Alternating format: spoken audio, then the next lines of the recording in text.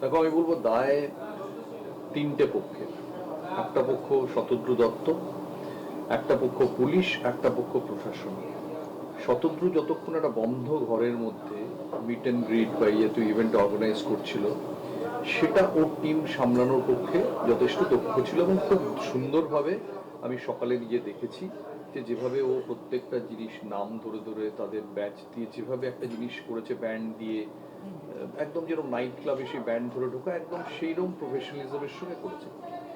কিন্তু যে মুহূর্তে ওর অন্যদের সঙ্গে যোগাযোগটা অনিবার্য হয়ে পড়লো বা যোগদান অনিবার্য হয়ে পড়লো, স্পেশালি একটা সল্টলেকের মতো বড় মাঠে খেলার, তখন ওর অর্গানাইজার হিসেবে আরো অনেক বেশি পেশাদারি মনোভাব দেখানো উচিত ছিল। যেমন একটা উদাহরণ হিসেবে বলি, যে কোনো বড় টুর্নামেন্টে যখন সংগঠকরা সংগঠন করেন, সে জগমোহন ডালমিয়া, বিশ্বনাথ দত্ত, আজকে সৌরভ গাঙ্গুলি, তারা কিছু চেক লিস্ট ফলো করেন। অর্থাৎ মাঠে বিগড়ে গেলে কি হবে, অমুক জিনিসটা ঠিক আছে কিনা, একটা প্রপার রিহার্সেল দেওয়া হয়। আমি যতদূর জানি যুব ভারতীতে কালকে কোনো রিহার্সেল হয়নি, দেখাই হয়নি যে পাবলিক অ্যাড্রেস সিস্টেমটা ঠিক চলছে কিনা। তাই আজকে যখন বারবার করে বলার দরকার হলো যে মেসি কিন্তু ফিরে আসবেন, আপনারা অধৈর্য হবেন না, মেসিকে দেখাবো, ওগুলো একটাও কথা জনতার কানে গিয়ে পৌঁছলো না। একটা একটা মক ড্রিল করতে হয়। যে কোনো অর্গানাইজাররা বড় অনুষ্ঠান করার আগে মক ড্রিল করেন। মৌপিয়া, তুমি অনেক অনুষ্ঠান করো, তুমি জানো যে হয় আগের দিন রাত্রি বা সকালে একটা সলিড রিহার্সেল করা হয়। শতদ্রুর টিম এই ধরনের বড় একটা রিহার্স বা কিছু করার জন্যে আমি জানি না তার টিমের সেই স্ট্রেংথটা আছে কিনা। প্লাস পুলিশ এবং প্রশাসনের সঙ্গে তার কতগুলো ব্যাপারে বারবার করে একটা গ্যাপ হচ্ছিল, আজকে থেকে নয়, গত 7-10 দিন ধরে হচ্ছিল। এবং ও এমন কিছু নামের কথা বলছিল যাদের সঙ্গে গন্ডগোল হচ্ছে। আমি এই অনুষ্ঠানে সেগুলো আনতে চাই না। আমি শুধু বলতে চাই যে টিকিট বিতরণ নিয়ে এবং বিভিন্ন ফেসিলিটিস দেওয়া নিয়ে বারবার করে গন্ডগোল হচ্ছিল। ও আমায় কালকে রাত্রিরে বলছিল মেসিকে আনাটা যতটা ট্রাভেলসাম হয়েছে তার চেয়ে অনেক বেশি ট্রাভেলসাম হচ্ছে এই জিনিসটাকে এদের সঙ্গে সংযোগ করে ঠিক মতো নামানো। এবং আমি এটা খুব সিম্পল প্রশ্ন আপনার কাছে করছি, যেহেতু আপনি সব ধরনের ম্যাচ কভার করেছেন বিশ্বের বিভিন্ন প্রান্তে। আমরা তো জানি যে ধরো যাক উইম্বলডনের সময় সেখানের যে ভিআইপিরা, অর্থাৎ সেখানের যে রাজপরিবারের সদস্যরা, তারা উপস্থিত থাকেন। আমরা যে কোনো বড় টুর্নামেন্টের ক্ষেত্রে সেই দেশের রাষ্ট্রনেতাদের তাদের উপস্থিতি দেখি, ওয়ার্ল্ড কাপের সময় তো বটেই।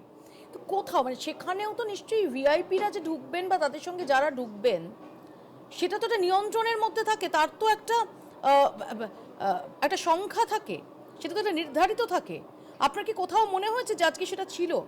একদম ছিল না। প্রথমত শতদ্রুর দিক থেকে দোষ, যা নিয়ন্ত্রণের মধ্যে থাকলে হয় ও তার চেয়ে অনেক বেশি লিস্ট জমা দিয়েছিল। এবার সেকেন্ড দোষ কিন্তু যারা ওই ইনসাইড ফেন্সিং কার্ডগুলো ইস্যু করেন তাদের। মনে রাখতে হবে শতদ্রুর কিন্তু কোনো প্রিন্টিং প্রেস নেই যে ইনসাইড প্রিন্টিং কার্ডটা ইস্যু করে স্ট্যাম্প মেরে দিল। এই প্রত্যেকটা স্ট্যাম্প কিন্তু পুলিশ প্রশাসন মানে।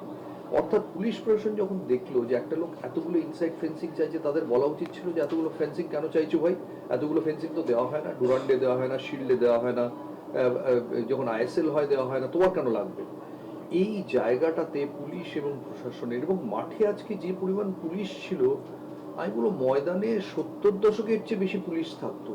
মানে এত পুলিশদের কেউ কোনো নির্দেশ দিচ্ছে না, তারা নিশ্চেষ্টভাবে দেখছে লোকে চেয়ার ভাঙছে, ঢুকে পড়ছে, ভেঙে দিচ্ছে। এইরকম নিশ্চেষ্ট পুলিশ আমার মনে হচ্ছিল আমি সিনেমাতে, হিন্দি সিনেমাতে আমি একটি দেখেছি। ভিডিও দেখলাম যেখানে রড্রিগোর, যেহেতু তিনি যে যে পোশাকটি পরেছিলেন সেটা স্লিভলেস, তার কাঁধটা উন্মুক্ত ছিল, সেখানে কেউ রীতিমতো নখ দিয়ে টানছে, তার ফেসটা আমি দেখতে পাইনি। জাস্ট অবিশ্বাস্য। এবং আমরা তো মেসিকে দেখতেই পাইনি, মেসির গ্রহণ হয়ে গেছিল মনে হচ্ছিল। আমি তো মেসিকে সর্বাঙ্গ, মেসিকে ডিফেন্ডাররা যেভাবে ঘিরে থাকেন তার চেয়ে বেশিভাবে এরা ঘিরেছিলেন। মেসিকে যদি আগামী বিশ্বকাপে ডিফেন্ডার এভাবে ঘিরে থাকেন তাহলে উনি গোল করতে পারবেন না। এদের দেখা উচিত আজকে কিভাবে ডিফেন্ড, মানে এরকম করা ম্যান মার্কিং মেসি বোধহয় পৃথিবীর কোনো ম্যাচে প্রত্যক্ষ করেননি। পৃথিবীর কোনো ম্যাচে প্রত্যক্ষ করেননি। এবং অবিশ্বাস্য যে ফুটবলের শহরে একটা প্রেম এক্সচেঞ্জের সফর ছিল, যে মেসি তার এত বছরের কৃতজ্ঞতা ভারতের জনতা, কলকাতার জনতাকে দিতেন, তারাও উজাড় করে দিত। এই কমপ্লিট কমিউনিকেশন গ্যাপে, এই ত্রাহস্পর্শে এই পুরো ব্যাপারটা উড়ে গেল এবং কলকাতার নাম একটা লজ্জা হিসেবে বিশ্ববাজারে উঠে এলো। আমি আসবো আপনার কাছে, আমি চয়নদার কাছে আসি।